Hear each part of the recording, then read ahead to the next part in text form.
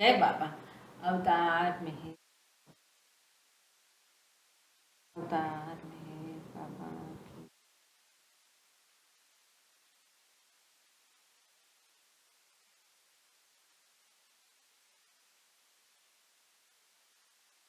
की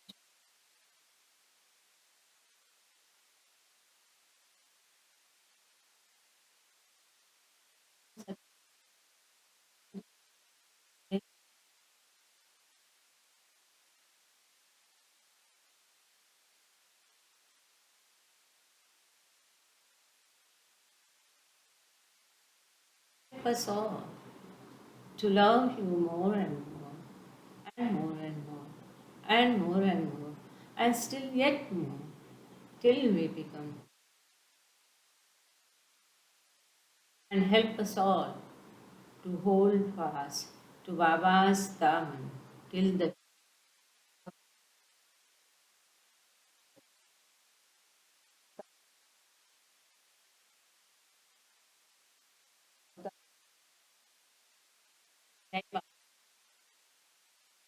सभी को जय बाबा।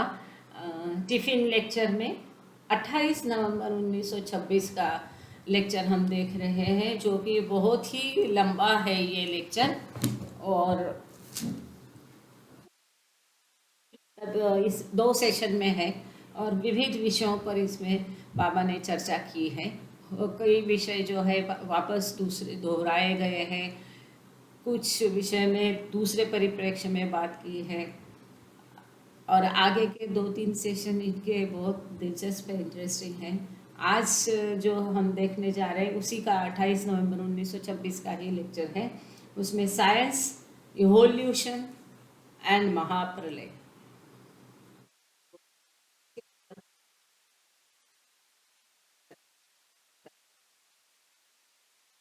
के बारे में एक बहुत ही इंटरेस्टिंग और बहुत ही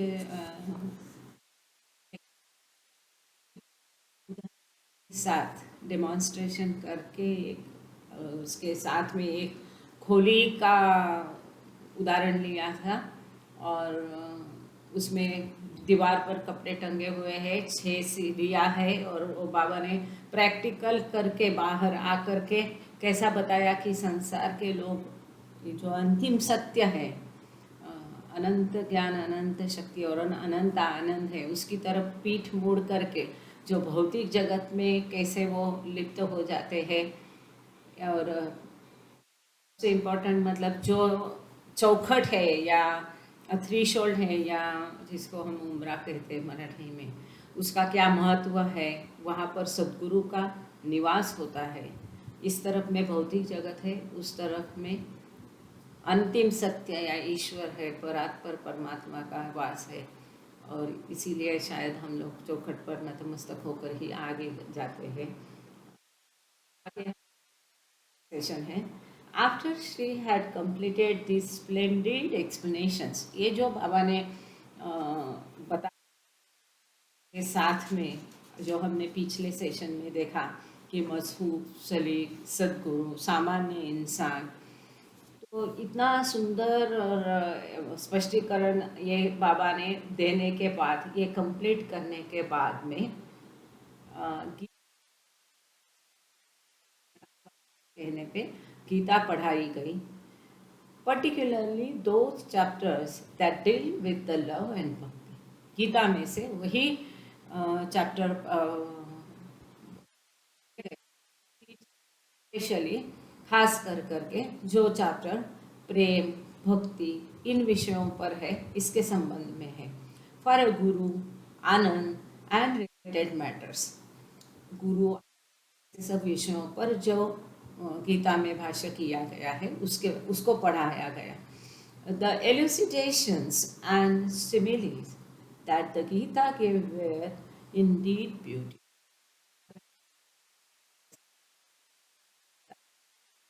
तो स्पष्टीकरण और उदाहरण, ये सब एग्जाम्पल्स दिए गए हैं गीता में, वो बहुत सुंदर है।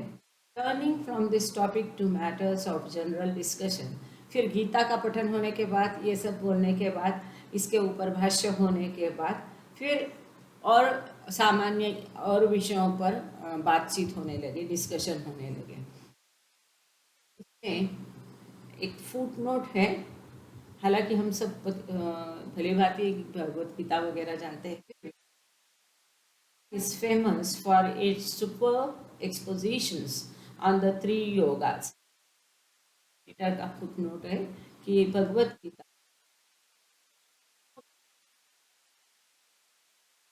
के बारे में हम 2 सेशन पहले देख चुके हैं, उसके पहले भी इसमें आया था इसके विषय पर। तो गीता में इसके ऊपर बहुत अच्छा प्रतिपादन किया गया है।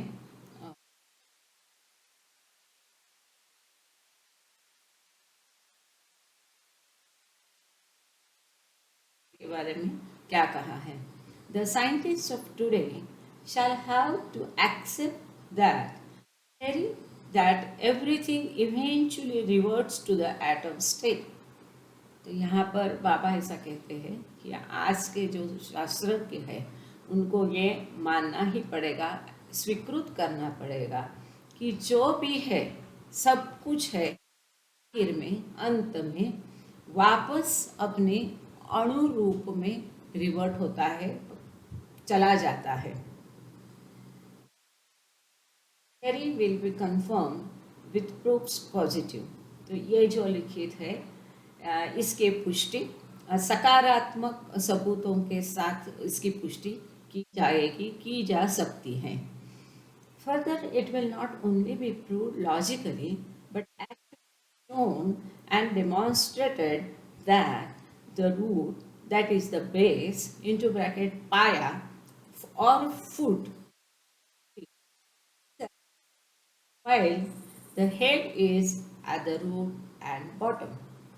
Into bracket दिया है, ઝાડનું મૂળ પર અને માથું નીચે છે એમ સાબિત કરવામાં આવશે। સાબિત ऐसा कहा है कि सब कुछ में वापस उसी मूल रूप में परावर्तित होगा, समाविष्ट होगा, और ये शास्त्रज्ञों को भी मानना पड़ेगा।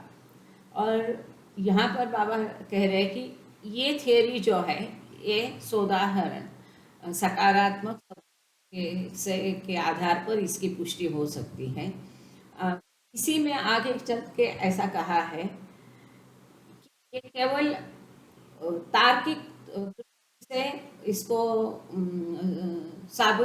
साबित नहीं किया जाएगा, केवल तार्किक दृष्टि से इसे साबित नहीं किया जाएगा, बल्कि तो में इसको दिखाया भी जा सकता है और इसको साबित किया जा सकता है, डेमॉन्स्ट्रेट किया जा सकता है। क्या कि एक पेड़ जो है, पेड़ का रूट जो है, मूल जो है, पाया जो है, उसका बेस जो है, पेड़, उसके पेड़ के पैर जो है वो वास्तव में ऊपर होते हैं।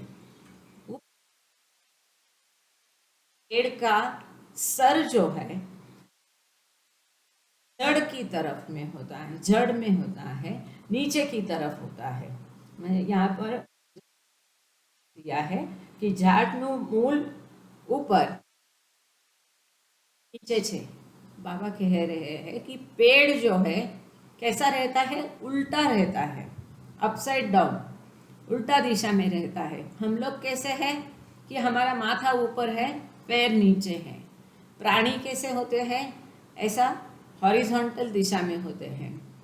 पत्थर कैसा होता है वो भी आगे बाबा ने बताया है, लेकिन पेड़ जो है उसका माथा नीचे रहता है और पेड़ के पैर ऊपर रहते हैं, जो उसकी टहनियाँ है, शाखाएं हैं। में एक फुटनोट दी गई है, उसको पहले पढ़ लेते हैं। What Baba seems to be conveying here is that a tree which contains the human form within it latently is standing upside down. यहाँ पर शायद बाबा ऐसे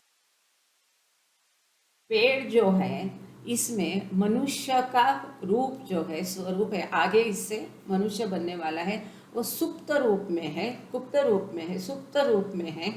और ये पेड़ जो है उल्टी दिशा में रहता है, with its head and mouth underground and its feet into bracket root extended upwards.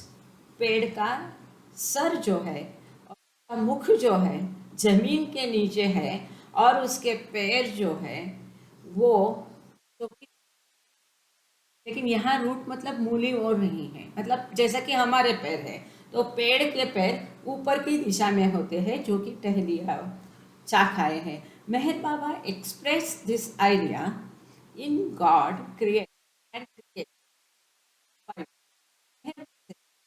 Volume number 1, number 29, page 228 and 223। तो इस विषय को ऊपर बाबा ने ईश्वर, निर्मिति, निर्माता,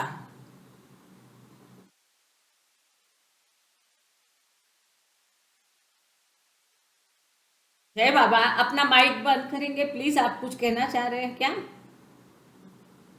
थैंक यू केतकी। मैसेजेस का जो वॉल्यूम 1 है, नंबर 8, ईश्वर, निर्माता और निर्मिति, इस विषय पर भाष्य करते हुए इस विषय पर बाबा ने काफी स्पष्टीकरण दिया है। The same thought is restated, जो मेहर मैसेजेस में दिया है, इसी को यहाँ पर हम सबके संदर्भ के लिए एडिटर ने वापस उसको दिया है, again and more fully by Ramjoo Abdulla. Ramjoo Abdulla ने जो किताब लिखी थी, in book publish several years later, कई साल बाद रमजू अब्दुल्ला ने जो बुक लिखी इस विषय पे विस्तृत स्पष्टीकरण दिया है, उसको यहाँ पर ये वापस दे रहे हैं, which we quote at length. क्या दिया है मेहर मैसेजेस में? The latent form in the stone evolves with the head going towards the ground, कि जो पत्थर में सुप्त अवस्था में जो रूप है, उसका सर है जमीन की तरफ है, and the feet rising up, coming upside down in the vegetable kingdom।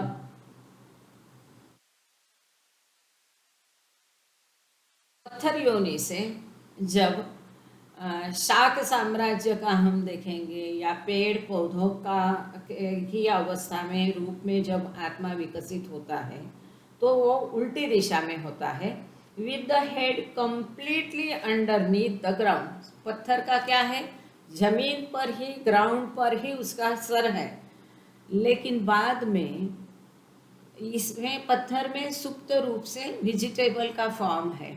तो वेजिटेबल में क्या होता है कि वो सर जो है पूरा जमीन के भी नीचे जाता है, completely underneath the ground, and the feet straight up, पैर सीधे ऊपर होते हैं, एज द ट्री, जैसे कि पेड़ के इसमें होता है केस में, the tree form is the first turn of this। मनुष्य रूप जो है इन सब में सुप्त रूप में है, क्योंकि इसी जीवात्मा को आगे बनकर मनुष्य रूप धारण करना है, इसीलिए वो लेटेंट है, इसमें अभी व्यक्त नहीं हुआ, अव्यक्त रूप में है। तो अव्यक्त रूप में जो ये मनुष्य रूप इसमें है में, ये जो है इसका ये पहला टर्न है, ये पहला टर्न है। ऑब्जर्व अ ट्री केयरफुली, एक पेड़ को ध्यान से आप देखिए।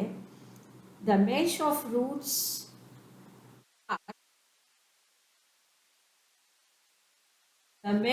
Roots are the hairs on the head of the tree. जो मूली पेड़ की, उसके ऊपर एक रेशाएं होती है बारीक बारीक, तो बाबा कहते हैं ये जड़ जो है ये इसका झाड़ का माथा है, उसके ऊपर जो रेशाएं हैं वो उसके बाल हैं। Mesh of roots are The hairs on the head of the tree, the mouth is there, latent. पेड़ का मुख भी है, ये हमने कभी किसी ने सोचा था, मैंने तो नहीं सोचा था। पेड़ का मुख भी है, लेकिन वो कैसा है? सुप्त रूप में है, अव्यक्त रूप में है। अभी पेड़ का मुख बाहर आया नहीं है। एंड सो जय बाबा, मीनाक्षी जी, हम सवाल पूछने को मौका देंगे, तब तक के लिए अपना माइक बंद करेंगे प्लीज। थैंक यू जय बाबा। तो ये जो पेड़ का मुख है, द माउथ इज देयर, दो लेटर, पेड़ का मुख भी है, लेकिन वो अव्यक्त रूप में है, सुप्त रूप में है। And so it is not seen by the naked eyes, इसीलिए पेड़ का मुख हम नंगी आंखों से, हमारी आंखों से नहीं देख सकते। क्यों? क्योंकि वो भी लैटेंट रूप, अव्यक्त रूप में है। Water and manure are given to the trees in order that they may drink and eat at their bottoms and not on their। पेड़ को, पौधे को पानी कोई हम ऊपर से उसके जो टहलिया है, उसकी ब्रांचेस है, शाखा है, वहाँ से हम पानी देते हैं। पानी कहाँ डालते हैं हम? पेड़ का उसके बॉटम में, जड़ में, वहाँ पर डालते हैं जहाँ पर ट्रंक होती है, नीचे डालते हैं, ताकि वो पानी, वो खाद, वो पी सके। क्योंकि उसका मुख जो है ये नीचे है, जमीन से भी नीचे है। Water and manure are given to the tree order that they may drink and eat at their bottoms and not on their tops, for their mouths are underneath the ground. The entire portion from throat upwards of the body of every tree stands out on the ground. हर पेड़ का गले से लेके बाकी का पूरा शरीर, शरीर का पूरा हिस्सा जमीन के ऊपर रहता है।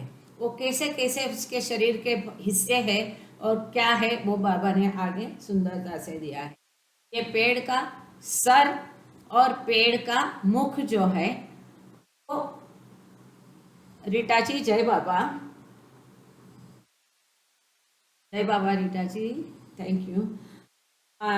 उसका पेड़ का नीचे, पेड़ का मुख जो है जमीन से भी नीचे है।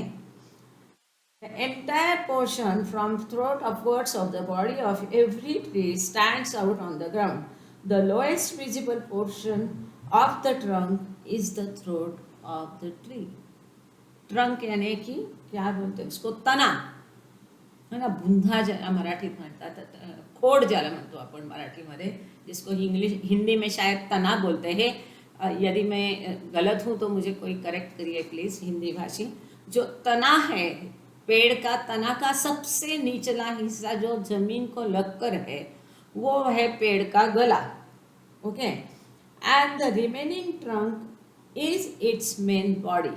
जो बड़ा तना होता है पेड़ का, मुख्य तना है, वो पेड़ का शरीर है। The bigger branches are its hands and feet.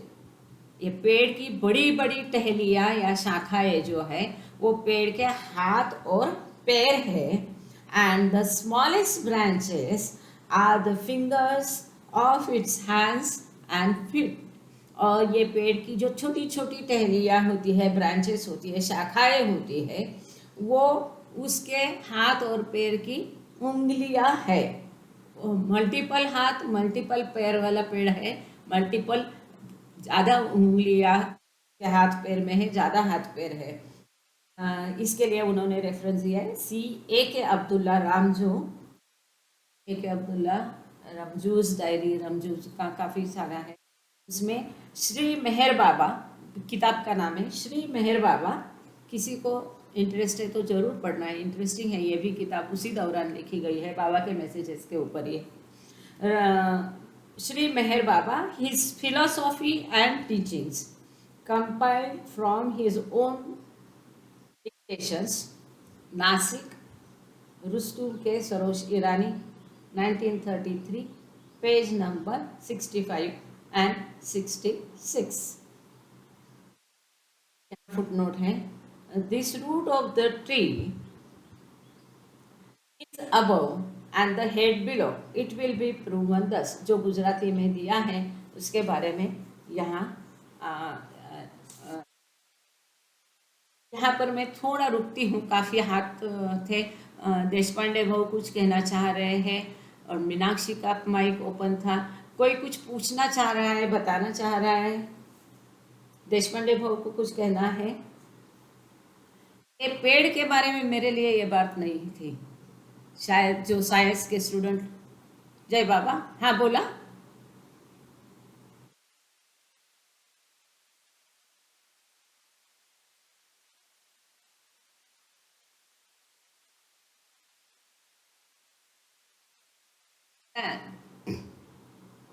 बर पद्मावर भाऊ काय म्हणताय?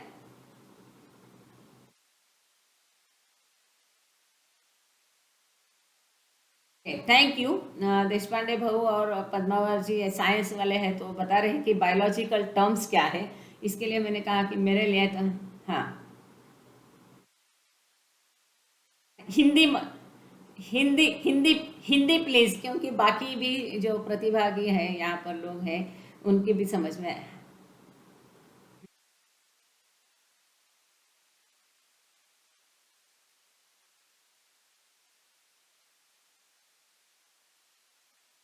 जो होता है, हाँ वो पता है, वो जो ऐसा रहता है सर्कल सर्कल। ठीक है, करेक्ट है, थैंक यू। जब मीनाक्षी, थैंक यू। हाँ हाँ, मैं पढ़ा, थैंक यू मीनाक्षी पाटिल जी। मैं अभी आपका ही सवाल का जवाब दे रही थी।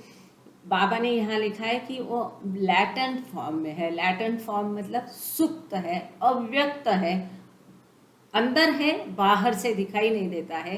आगे जब इसका मनुष्य रूप होगा तब ये मुख दिखाई देगा, या प्राणी होगा, या इसके लिए यहाँ पर बाबा ने भी जो लिखा है उसको मैं वापस एक बार आपके लिए पढ़ती हूँ। आपने पूछा कि उसका मुख कौन सा है, तो बाबा ने कहा कि ये अपनी साधारण आंखों से इसको नहीं देखा जा सकता है, ऐसा ही लिखा है। एक मिनट, हाँ,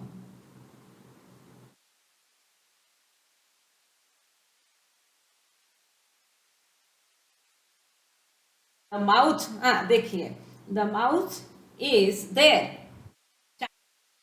कुछ बोल सकते हैं पद्मावर बाबू या Balraj Deshpande Babu. The mouth is there though latent, it is latent, ये अव्यक्त है, बाहर दिखाई नहीं देता है। And so seen by the naked eyes, कि हमारी नंगी आंखों से, ऐसे आंखों से उसको नहीं देखा जा सकता है। उसका मुख यदि नहीं होता तो पानी पीना, खाद लेना ये कहाँ से करता? लेकिन वो भी हम कहाँ डालते हैं? या बूंदे के पास ही डालते हैं, तने के पास ही डालते हैं, जमीन पर जहाँ पर पेड़ है अगल बगल में ऐसा थोड़ा सा गड्ढा करके उसमें डालते हैं। तो मुख होता है लेकिन वो सुप्त है, अव्यक्त है, अव्यक्त रूप में है, इसलिए वो आंखों से देखा नहीं जाता है। इसके ऊपर पद्मावर भाऊ आप कुछ कहना चाहेंगे? देशपांडे भाऊ आप कुछ कहना चाहेंगे?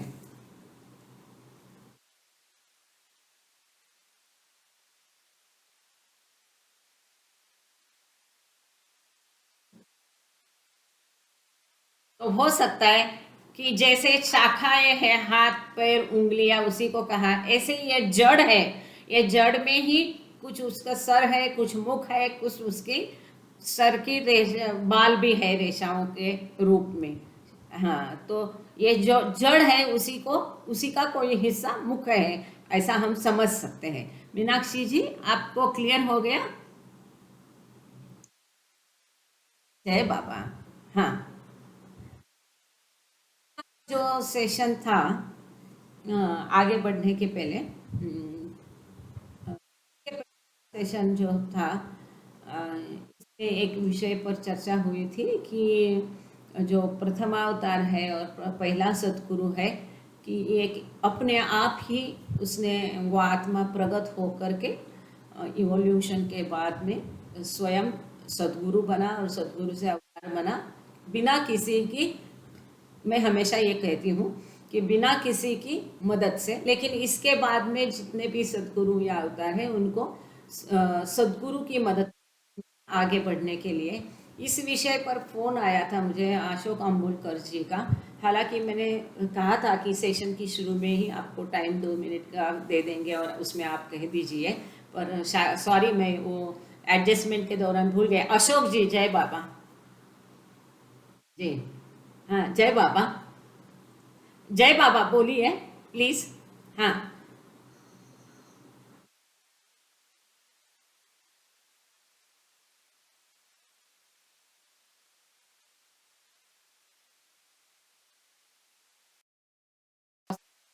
है, हम ये भी करेंगे। पालवी जी जरा थोड़ी रोशनी भी आ जाएगी, हवा भी आ जाएगी। एक ही मिनट। हाँ,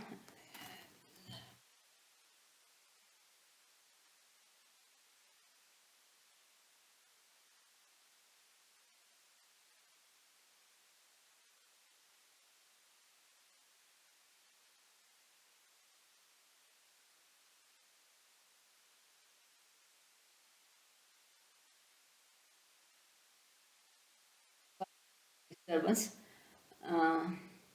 लेक्चर आज का डी हॉस्टल से करने वाले थे और मिस्टर रमेश जंगले जी ने इंतज़ाम भी कर दिया था, लेकिन वहाँ पर भी थोड़ा रेंज का प्रॉब्लम था। तो कोई बात नहीं, हम जितना संभव है मैं रिकॉर्डिंग कोशिश करती हूँ। ये जो अंतिम सत्य जो है, अनंत सत्य का समंदर में चैतन्य उभर आया। चैतन्य से एक बूंद की निर्मिति हुई। Several, or really speaking, innumerable such drops converge to form waves. चैतन्य की निर्मिति होने के कारण, चैतन्य निर्माण होने के कारण बूंद बन गए। और बाबा कहते हैं कि सच में वास्तव में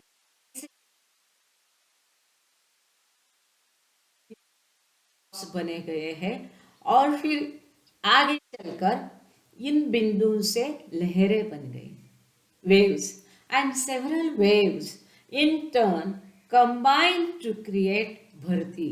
ऐसी कई सारी लहरें हैं और लहरें के ऊपर लहरें बनकर क्या हो गया, भर्ती हो गई, टाइड्स हो गई, जिसको हाई टाइड्स बोलते हैं। अब यहाँ पर ये समंदर की टाइड्स नहीं, पर हमको समझना है कि सृष्टि की उत्पत्ति या निर्मिति बाबा अगले दूसरे शब्दों में बता रहे, ऐसा मुझे लगता है। किसी का और कुछ ओपिनियन हो तो मोस्ट वेलकम, जरूर बताना। एक बूंद बन गई है और उससे कई बूंदें बनी हैं, उससे लहरें हो गई हैं। In other words, when chaitanya into bracket life or जीव begins, it identifies with the atom। दूसरे शब्दों में बाबा कहते हैं, जब चैतन्य की निर्मिति होती है तब क्या होता है, सृष्टि का निर्माण शुरू होता है, उत्पत्ति शुरू होती है, जीवन शुरू होता है। जीवात्मा, पहला जीवात्मा का जन्म होता है, इसलिए ब्रैकेट में लाइफ और जीव कहा है कि जीवन शुरू। आइडेंटिफाइड्स विद द एटम। वो कैसा जीवन है, पहला जो जीव है ये अणुमात्र है, माइक्रो। ये सब पहले लेक्चर में एक बार बूंद, एक सर्कल में एक डॉट दिया था कि अणुमात्र, इतना छोटा वो होता है बिंदु, तो उसकी निर्मिति पहले होती है जी, जो अणुमात्र है, अणु जैसा। It identifies with the atom which is to say stone form. और इससे पहला जीवात्मा मतलब पत्थर योनि, पत्थर शुरू होता है। And from there it gradually rises to the vegetable world. और वहाँ से वो धीरे धीरे प्रगत होकर के, उत्क्रांत होकर के शाक साम्राज्य तक पहुँच जाता है, माने कि पेड़ पौधे। Where it assumes vegetable form, जहाँ पर वो शाक सब्जी पौधा पेड़ का रूप लेता है। एंड एनिमल लाइफ, वहाँ से वो पशु योनि तक पहुँचता है। यहाँ पर मैं एक बता दूँ, गॉड स्पीक्स में इसमें धातु या कीटक योनि या जलचर, ये सब इतना माइन्यूटली यहाँ पर बाबा ने शुरू के दिनों में नहीं दिया, क्योंकि कितना डाइजेशन कैपेसिटी तभी था, उस हिसाब से थोड़ा धीरे धीरे बाबा ने उसको बताया है। और मेन 4 पोर्शन ही शुरू में के दिनों में बाबा ने बताए थे। अब यहाँ पर पेड़ के शाक साम्राज्य से, पेड़ पौधों का फॉर्म से आगे उन्नत होकर वो जीवात्मा बनता है, वो पशु योनि तक पहुँचता है। Finally it assumes human form. ऐसा हो करके उत्क्रांत होके ये जो चैतन्य बना था, सत्य के अनंत सागर में एक चैतन्य की निर्मित होकर एक बूंद बना था। ये इन सभी पत्थर और शाक साम्राज्य, इससे जा करके पशु योनि से निकल के अंतिम मानव बनता है, मनुष्य का रूप। कंटिन्यूस ऑन फ्रॉम देयर, और वहाँ से उसका प्रवास शुरू रहता है। अब क्या कंटिन्यू होता है ये हम लोग को मालूम है कि अब मनुष्य होने के बाद इसकी चेतना का पूर्ण विकास हो गया है। फिर अभी इसको अपने मूल रूप में परमात्मा को देखना है, उसमें विलीन होना है, तो उसका आगे का प्रवास वो करता है। वो किस तरह से, हम सभी को पता है कि वो आध्यात्म मार्ग पथ पर उन्नत हो करके, क्योंकि मनुष्य योनि में उसको बुद्धि मिलती है, मन मिलता है, अहंकार मिलता है, और ये तीनों रुकावट होती है उससे परमात्मा से एक होने में। तो इससे कैसा वो प्रगत हो करके आगे विकसित होता है, इसके बारे में दिया है। Now when Chaitanya is in the vegetative state, growth commences in a reverse, opposite, upside down direction. अब चैतन्य विकसित होता है और शाक को आता है, तब विकास जो है उल्टी दिशा में शुरू होता है, विरुद्ध दिशा में, अपसाइड डाउन दिशा में, विरुद्ध उल्टा दिशा में शुरू होता है। With the head turn downwards, उसका सर जो है नीचे की तरफ होता है। Now at this juncture, into bracket, and all this process Shri illustrated concurrently by lifting up and settling down the slates that he had been using for writing out his dictations. ये सब जब बाबा स्पष्टीकरण दे रहे थे, समझा रहे थे, उस समय में पूरे समय बाबा क्या कर रहे थे कि जिस स्लेट पर लिख कर के ये लेक्चर दिया जा रहा था, वो स्लेट का उदाहरण दे करके, मानो कि ये स्लेट है और इसको ये समझो इसका सर है, ये पत्थर योनि है, पत्थर योनि में ये लैटेंट है, ऐसा जमीन पर है उसका सर, और शाक सोने में, शाक साम्राज्य में या वेजिटेबल फॉर्म में ये सर उसका नीचे गया और पैर ऊपर आ गए, ये ऐसा। तो इसी तरह से बाबा जो है पूरे समय बताते बताते, स्लेट पर लिखते लिखते, ये स्लेट को ही ऊपर नीचे आड़ा करके इसको समझा रहे थे, दिखा करके। And all this process Shri illustrated concurrently by lifting up and setting down the slates that he had been using for writing out his dictation. The Chaitanya gets a shock as that from its vertical upside down posture. अब क्या होता है, ये upside down है, ये sir है, पैर है, ये पेड़ है, ऐसा उल्टा डायरेक्शन में है। ये कौन है, ये चैतन्य है। अब आगे की योनि में ये फ्लैट हो जाता है, ये फ्लैट होने के कारण ये ऐसा वर्टिकल था, खड़ा था, ऐसा पोस्चर होने के कारण इस चैतन्य को धक्का पहुंचता है, शॉक पड़ता है। Slowly it rises again in the form of animals.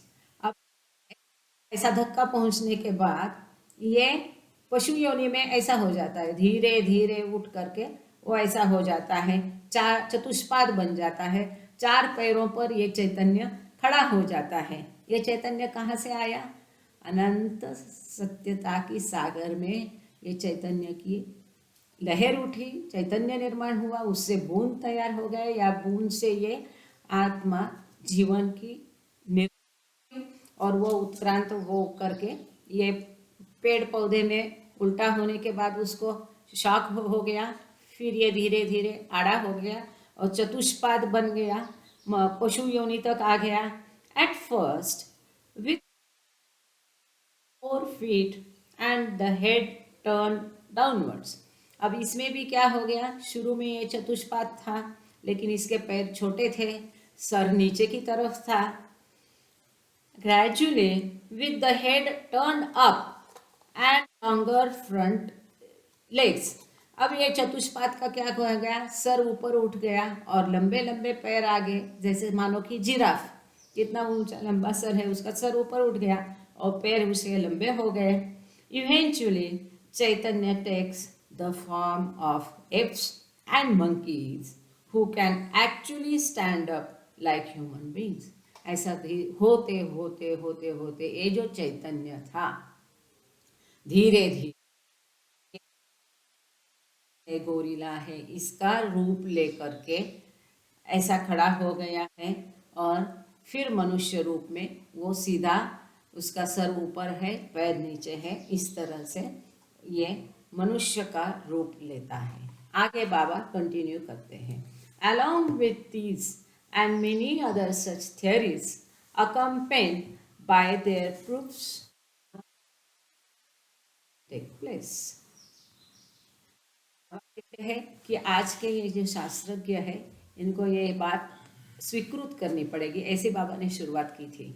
अब यहाँ पर बाबा कह रहे हैं ऐसी कई सारी थियरीज है, सिद्धांत है, ऐसे कई सारे सबूत है, चमत्कार है, ऐसे कई सारे अद्भुत चीजें है, वो बाहर आएगी।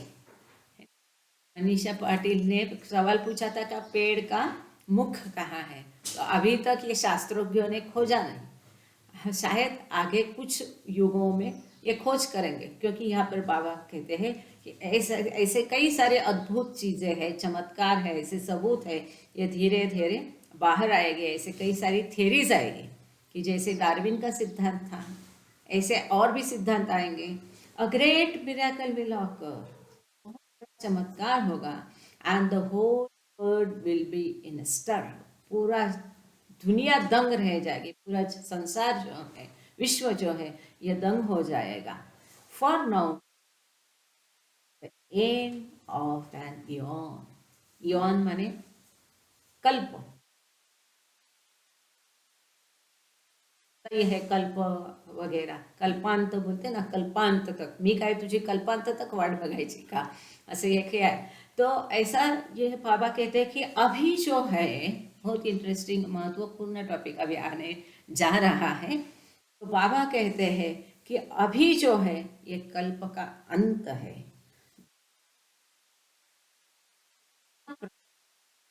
जो प्रलय में परावर्तित होगा। પ્રલયનો વખત એટલે અંત નજદીક આવતો જાય છે। बाबा ने कि प्रलय, प्रलय का समय, प्रलय न वक्त में प्रलय का समय એટલે अंत, यानी कि अंत नजदीक आवतो जाए छे, नजदीक आ रहा है, आया है। अब ये ईश्वर की भाषा है, उनके लिए नज़दीक कितना साल होगा ये बाबा ही जाने, मैं तो नहीं जानती।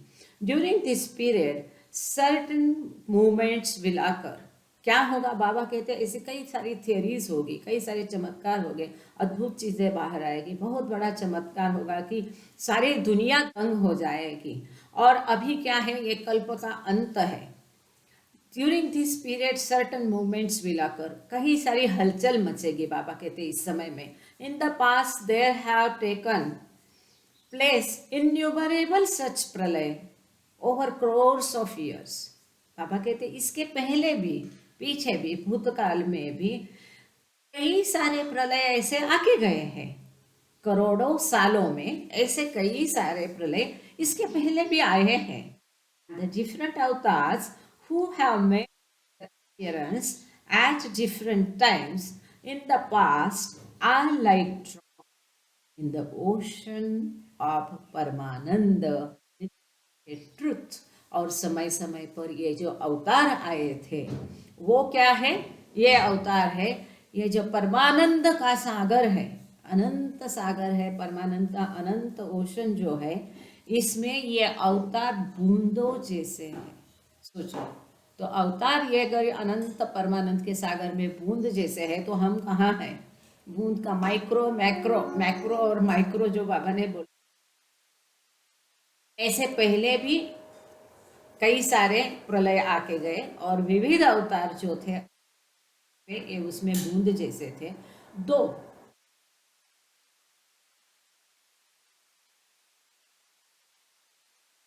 remained aloof from the others। भले ही ये अवतार एक के पीछे एक आ गए हैं, अलग अलग युगों में आ गए हैं, फिर भी एक अलग बूंद करके वो आ गए हैं, और इसके बावजूद वो एक दूसरों से विभक्त, अलग अलग, इन्फिनिट। आई एम अनंत। अभी आप अशोक अम्बुलकर जी और बलराज देशपांडे जी इस बारे में सोच लो, सुन लो, ये प्यारा मैं आपको फॉरवर्ड कर दूंगी। अब ये कह रहे हैं बाबा, यहाँ पर बाबा कह रहे हैं, लिख के दिया है कि ब्रह्मानंद का अनंत सागर में ये युगों युगों में लेंगे। Thank you Kirti ji, please ऐसा किसी का होगा तो बता देना। इतना प्यारा हम खत्म करके इनका सवाल जरूर लेंगे। सुनीता जी आपका, आप तैयार रहिएगा। तो ऐसे करोड़ों वर्षों में कई सारे प्रलय आए और अलग अलग अवतार अलग अलग समय में आए हैं, जो कि इस जो परमानंद का या सत्य का जो सागर है उसमें से ये अवतार भी एक बूंद थे, आए हैं, अलग एक बिंदु करके आए हैं, और फिर एक दूसरे से वो विभक्त रहे, अलूफ रहे। हर किसी को पता था, हर अवतार को पता था कि मैं अनंत हूं, आई am infinite. Thus involutions and evolutions follow each other. इस प्रकार से जो प्रत्यावर्तन और उत्क्रांति है, ये एक दूसरे के पीछे चलती है, one after another, follow each other, all arising out of Chaitanya. ये सब कहाँ से निकलता है? चैतन्य से निकलता है। अब इन्वोल्यूशन क्या है? कि मनुष्य बनने के बाद वापस परमात्मा तक का प्रवास है इवोल्यूशन। और इन्वोल्यूशन क्या होता है? वही परमात्मा से बिंदु निकल करके जैसा कि यहाँ बताया, चैतन्य एक बूंद के रूप में, एक ड्रॉप के रूप निकल के मनुष्य योनि तक आना, यह होता है उत्क्रांति या इवोल्यूशन। चैतन्य से attaining to the highest state after countless ages. ये जो चैतन्य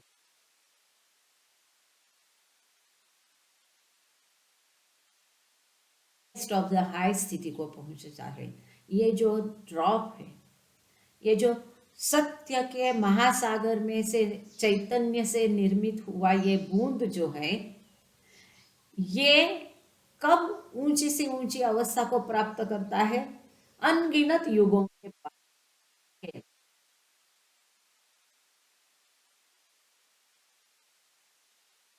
से अवतार्स और one with the ocean, mahapralaya occurs and then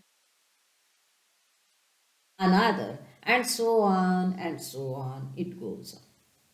तो बाबा कहते हैं फिर से क्या होता है? से आफ्टर सच एटम्स, ऐसे अनगिनत जो है, इन्यूमरेबल, अनगिनत ऐसे एटम्स या अणु या बिंदु, उनका उद्भव होने के पश्चात यहाँ पर एक बिंदु मतलब एक अवतार कहा है, उसी रिलेशन में आगे संदर्भ में बाबा कहते हैं विच इज टू से अवतार। ऐसे अनगिनत अवतार होने के बाद अनगिनत अवतार होने के बाद all of them one with ocean, ये सारे एक ही समंदर से, एक ही ट्रुथ से, असत्य से निकले हैं। महाप्रलय ऑकस, इसके पश्चात महाप्रलय होता है। एंड देन अनादर महाप्रलय, ऐसे कई अवतार होने के बाद कई। जय बाबा सुनीता जी, आपका सवाल लेंगे 2 minute. Let me just finish this, क्योंकि मेरे लिए भी कभी कभी मुश्किल होता है। ऐसे कई महाप्रलय होने के बाद, कई अवतार होने के बाद महाप्रलय होता है, फिर दूसरा महाप्रलय होता है, मतलब कितने करोड़ों युग होते होंगे, और फिर इसके पश्चात दूसरा महाप्रलय होता है। ऐसे एक के पीछे एक होता है, इसी तरह से चलता है। But the meaning of it all is the different avatars coming ages, and even the succession of Mahapralayas really one and the same. वापस उसी मुद्दे पे, परंतु अब बाबा वो बोल रहे, परंतु ऐसा होने के बावजूद इसका अर्थ यह है कि ये विभिन्न अवतार कई युगों में, अलग अलग युगों में आने के बाद और लगातार महाप्रलय होने के बाद भी वास्तव सभी एक ही है, सेम है, वही है। That is in the one ocean of truth. ये सभी भिन्न होंगे,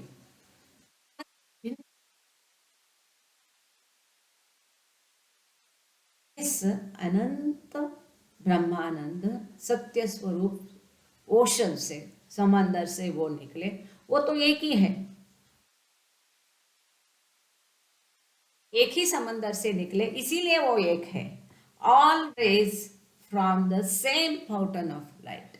वो सभी अलग अवतार होंगे, अलग नाम से, रूपों से होंगे, लेकिन उनकी निर्मित उसी सेम जो सत्य का, प्रकाश का फाउंटेन है, स्रोत है, उसी प्रकाश के स्रोत से उनकी निर्मित हो गई है। यहाँ पर एक फुटनोट है, पर मेरे ख्याल से सुनीता जी ताई, दीदी मुझे थोड़ा माफ़ करना, मैं पहले ये फुटनोट पढ़ लूँ, क्योंकि क्या यहाँ पर लाइट नहीं ना, और बहुत छोटे अक्षरों में फुटनोट दी होती है। देखो कितना छोटा ये फुटनोट, आप देख पा रहे हैं इसको, तो मुझे पढ़ने में वैसे ही दिक्कत हो रही है, आंखें मेरी कमज़ोर है। ज़रा मैं इसको पहले पढ़ लूँ, फिर आपका सवाल लेंगे, मुझे माफ़ करना please.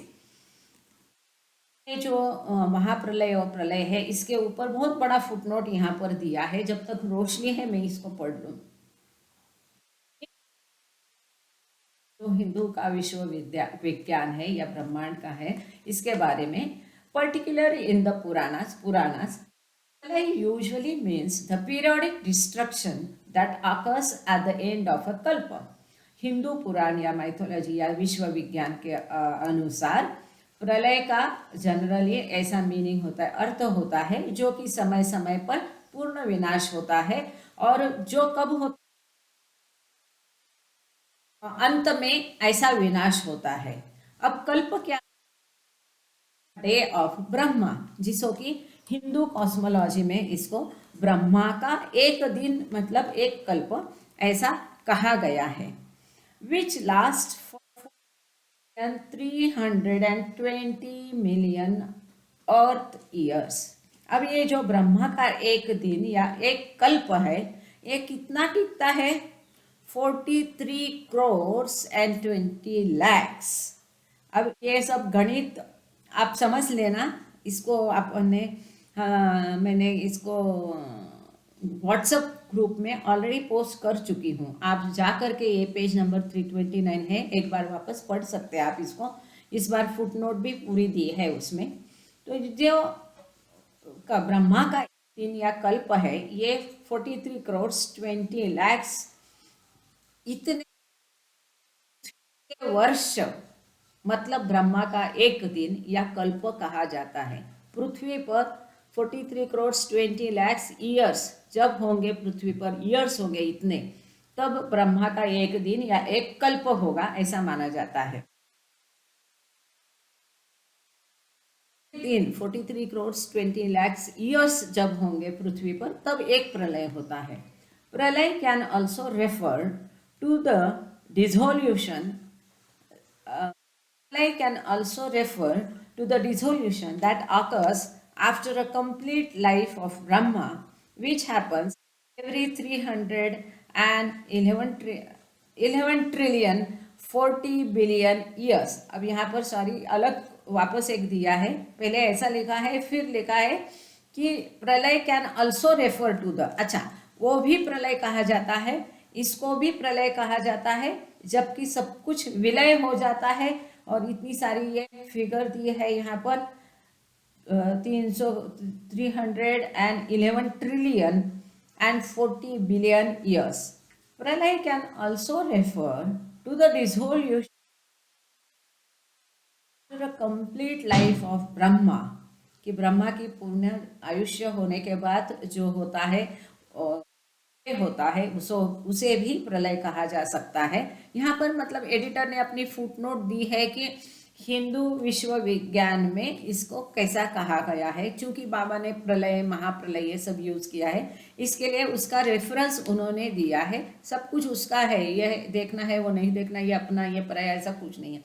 Which happens every 311 trillion 40 billion years. महाप्रलय is sometimes used to designate this second type of प्रलय. अब जो महाप्रलय है कब होता है, जब ये बड़ी संख्या दी है 311 ट्रिलियन 40 बिलियन, इसके बाद में महाप्रलय होता है.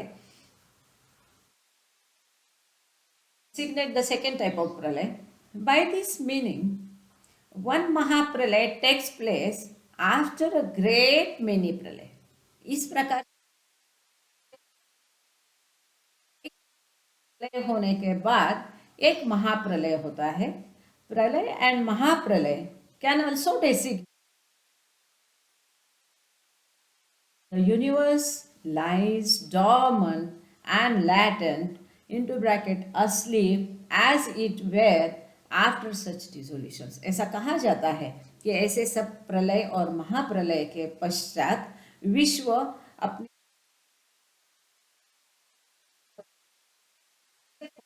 या गहरी नींद में चला जाता है या सुप्त अवस्था विलय होता है. महाप्रलय लय होता है, विलय होता है. यहाँ पर नाश कहीं भी लिखा नहीं, डिसोल्यूशन शब्द लिया है, लिखा है, मतलब वो उसमें डिसॉल्व हो जाता है, जैसा नमक पानी में डालने के बाद डिसॉल्व हो जाता है. ये विश्व की उत्पत्ति कहाँ से हुई है, वो अनंत सत्य के ब्रह्मानंद के सागर से हो गई. तो उसी सागर से ये विश्व हो जाता है. I hope I am clear. It should be emphasized however that the meanings of these terms and the interrelation between the two words is far from consistent and systemized in Hindu literature.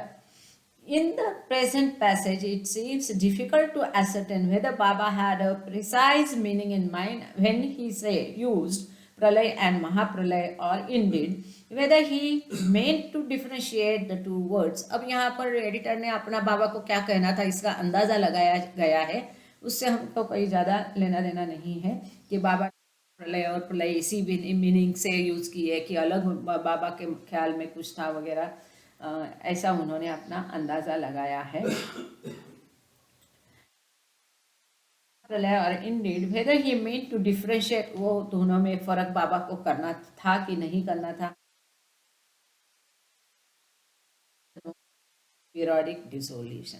लेकिन इस एक बात पक्का है, निश्चित है कि बाबा ने ये जो समय समय पर डिसोल्यूशन होता है या प्रलय होता है, लय होता है, विलय होता है, इस टर्म को बाबा ने स्वीकृत किया है.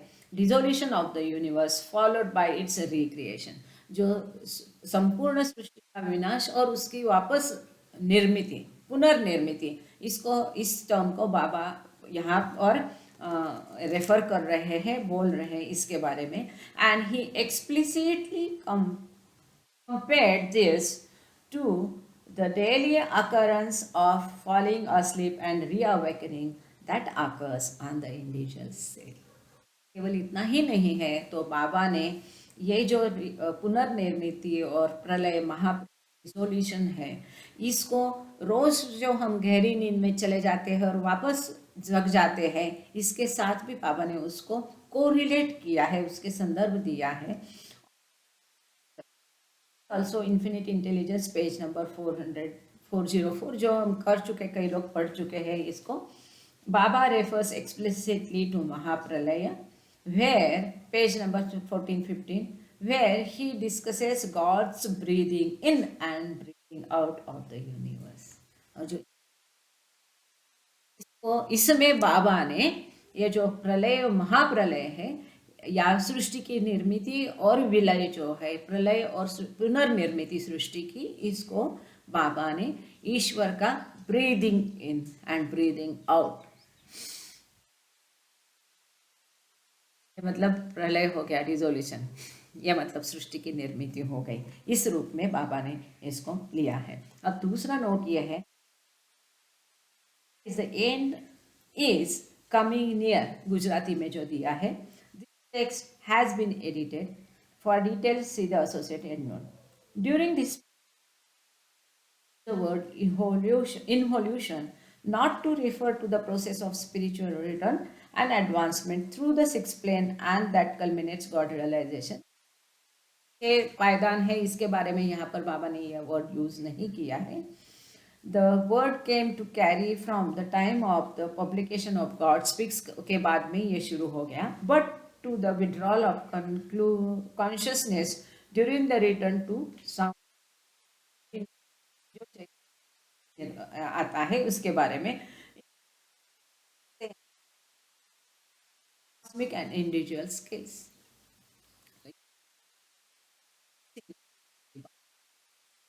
ये व्यक्तिगत किसी जीवात्मा के बारे में नहीं, परंतु वो देखो कितना गहन और कितना इम्पोर्टेंट होता है। ये तो हम गॉड स्पीक्स में पढ़ते आते हैं, तो यहाँ पर बाबा जो कह रहे हैं, बाबा कर रहे हैं, वो इन्वोल्यूशन, इस सृष्टि के और इवोल्यूशन के बारे में बाबा बात कर रहे हैं। ये सृष्टि के बारे में है, कॉस्मिक विश्व के बारे में है, and it's counter and opposite is evolution, जो परावर्तित मतलब वापस मूल में जाना, और उसका विपरीत जो है इवोल्यूशन, उत्क्रांति। तो विश्व वापस डिजॉल्व होता है, प्रलय होता है, महाप्रलय होता है, डिजॉल्व होता है, मतलब अपनी अनंत जो ब्रह्मा के समंदर में उसको उसका लय होता है, उसमें वो विलय हो जाता है, उसमें लुप्त हो जाता है। और इवोल्यूशन मतलब वापस वहां से उसकी सृष्टि की पुनर्निर्मिति होती है चैतन्य के आधार पर, which means the expansion of consciousness from sound sleep to full awakefulness are used in exactly this way in infinite intelligence में भी इसको इसी तरह से लिखा गया है। आई एम सॉरी, आज कई सारे हैंड रेज हैं, तो हमको पहले सवाल लेते हैं। सुनीता जी निगम मेरे ख्याल से उन्होंने पहले हैंड रेज किया था, सुरेश खुजे जी ने हैंड रेज किया है। सुनीता जी, जय बाबा, आप पूछ सकती हो। राज देशपांडे भाऊ का भी है।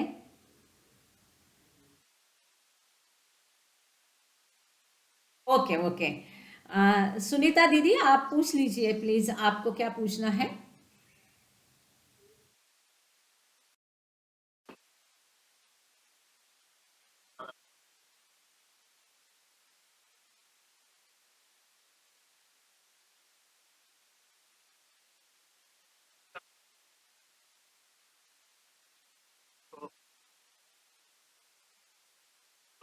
अपार हो और अगाध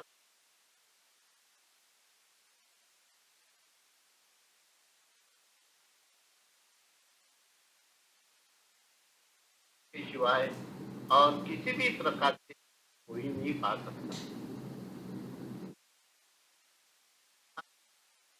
सदैव रहते हो और तुम सदैव रहोगे। तुम से परे तथा हर वस्तु से परे भी।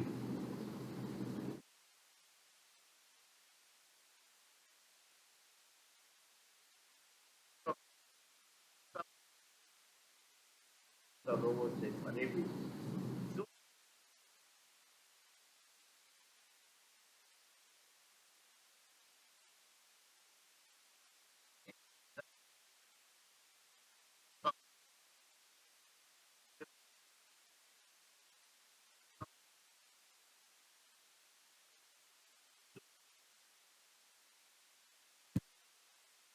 आनंद हो, तुम ज्ञान के महासागर हो, सर्वज्ञ हो, अनंत ज्ञान रखने वाले हो, तुम भूत वर्तमान और भविष्य के ज्ञाता हो, और तुम स्वयं ज्ञान, तुम पूर्ण दयामय हो और सरल सतत परिष्कारी हो, और तुम आत्माओं की आत्मा हो और अनंत गुणों में संपन्न एक परमात्मा हो।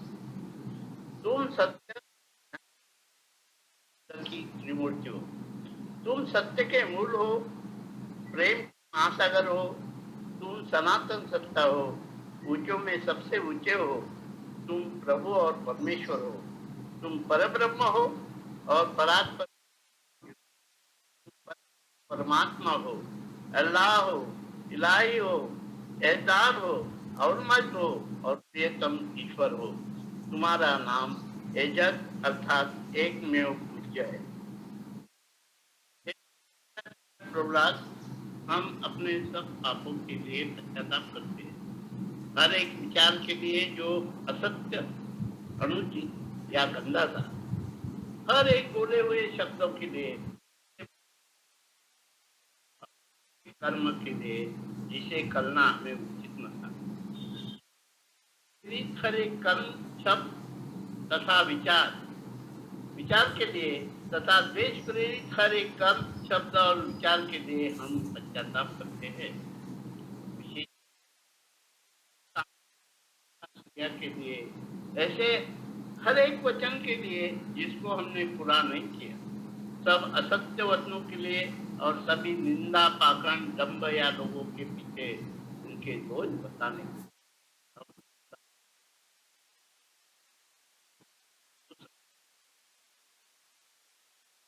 दूसरों को दुख देने वाले हर एक शब्द तथा कर्म के लिए तथा दूसरों को दुख गिरने की इच्छा करने के लिए हम अनुताप करते हैं। आप हम पर असीम दया करके हमारे किए हुए पापों को क्षमा कीजिए, और वैसे ही विचार करने में, बोलने में तो सदा रहती आई है, उसको भी कीजिए। यही हमारी आपसे प्रार्थना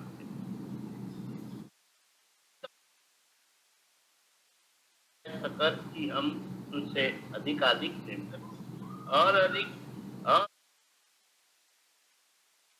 अधिक प्रेम करें, जब तक कि हम तुम्हारे मिलकर एक हो जाने के पात्र न बन जाए। ऐसा कर कि हम अंत अंत तक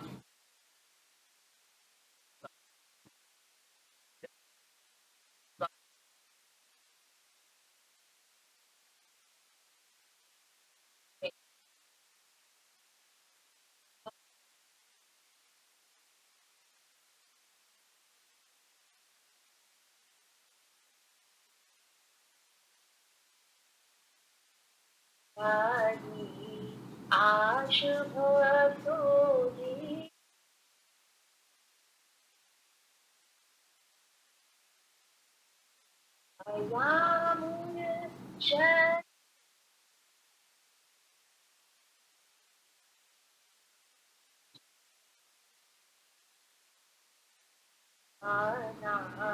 जागती माँ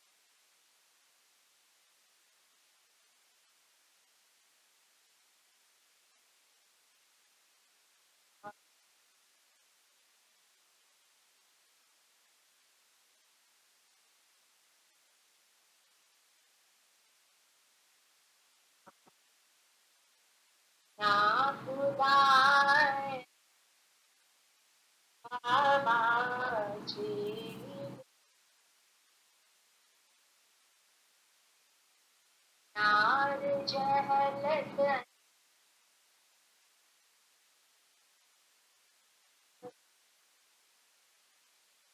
आदि आश